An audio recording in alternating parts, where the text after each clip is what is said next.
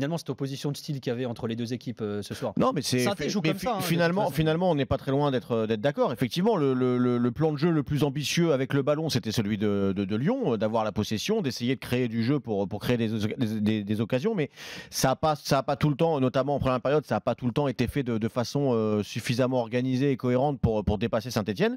Et donc Saint-Etienne, en plus en ouvrant le score relativement tôt, avait un scénario parfait pour eux, ce qu'ils avaient prévu, de subir un peu plus, de contrer. Et puis ça a failli être le bon scénario parce que dans les plans de jeu inaboutis, autant comme tu dis, c'est vrai que Lyon a pas eu une animation offensive dans leur domination qui leur a permis de vraiment toujours faire des différences. Cette domination en marquant, mais de la même façon en face, le jeu de contre, il n'était pas non plus ça n'a pas toujours été bien mené. Ils avaient du mal également Saint-Etienne à se créer peut-être aussi parce que c'était un vrai derby. À fin, début, les occasions. Ouais, et puis parce que c'était un vrai derby et qu'il y a eu beaucoup d'intensité, ça a très bien défendu aussi. Perrin a été très très bon derrière. Monet Paquet a fait des efforts de fou sur le côté. Je l'ai rarement vu comme ça. Moi, il a été très performant, je trouve. Saint-Etienne ont été meilleurs que ceux de Lyon. Oui, ils ont plus subi. Si Cazerie a le ballon dans les pieds, les défenseurs de Lyon, il leur faisait très très mal. D'ailleurs, pourtant, je l'aime plutôt bien. Il a fait quelques boulettes sur le match. Il a alterné le bon et le pas bon ce soir. Le moins bon, il a été visible, quoi.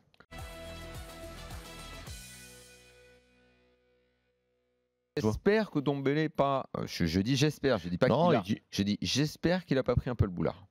Non, moi je pense qu'effectivement physiquement on voit pas le rendement qu'il a pu avoir en première période. Donc il était dans un creux. Oh non, ça veut rien dire ça, Daniel. Ok, Pierre. Pourquoi ? Je le dis, c'est tout. Je dis pas que ça veut dire. C'est une impression. J'ai une sensation. Le chewing-gum, ça te dérange ? Ouais. C'est vrai ? Je trouve que c'est pas tellement normal de jouer avec un chewing-gum. Moi, je trouve que c'est même scandaleux. Mais pourquoi ? Alors moi, je vais vous dire, j'ai mon meilleur ami dans le football, Grégory Pestlet. Il avait l'habitude d'avoir un match de prendre toujours un chewing-gum. Pourtant, c'est un mec extraordinaire. Je suis désolé, c'est un mec autant magnifique que tu veux, mais quelle carrière il a fait ? Mais peu importe. C'est pas parce qu'il a un chewing-gum que c'est un mauvais joueur. Moi, je connais un seul joueur. C'est dérangeant, je veux dire. Je trouve que c'est une preuve de nonchalance, que c'est pas normal. J'ai connu un seul très grand joueur qui jouait avec un chewing-gum. Malaba ? Un seul. C'est Cafou. Il avait tout le temps un chewing-gum. Ben bon, vu la classe qu'il avait, il était fort, voilà. Pour le reste, quand j'en vois avec un chewing-gum, je trouve que c'est moyen. Je trouve que tu les mets dans une case. Une prise de boulard et une nonchalance. C'est peut-être juste. Je trouve magique parce qu'au final, tu trouves le contre-exemple avec Cafou et donc le mec, tu le mets. C'est l'exception. Le mec, t'as envie de le prendre parce qu'il a un chewing-gum. C'est l'exception qui confirme ta règle. Il n'y a pas tant que ça des mecs qui jouent avec un chewing-gum en plus. Bah si, il y en a quand même pas mal. Souvent, il y en a. Voilà, moi je trouve que c'est pas et un coach qui a un chewing-gum. Tiens, il y a Jérôme Thomas me dit Michael Jordan jouait avec un chewing-gum. Bah oui, exact, Michael Jordan, c'est vrai. Bah oui, c'est vrai. Excusez-moi, mais on parle de qui là ? D'athlète. Ouais, ça va. Non mais on parle de Cador, le mec il fait ce qu'il veut. S'il veut jouer avec une plume dans le cul, joue avec une plume dans le cul.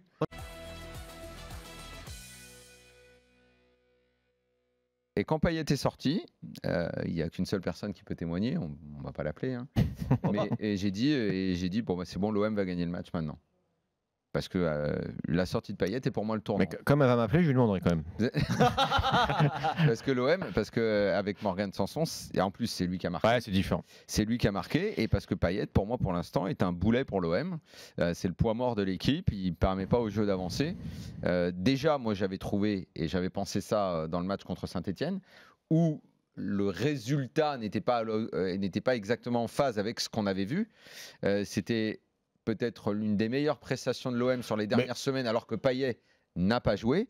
Le résultat leur a été malgré tout défavorable, mais ça n'enlevait pas, selon moi, le contenu. Là, Payet mais d'ailleurs, le contenu était bien meilleur contre Marseille, moi je trouve qu'aujourd'hui. Oui.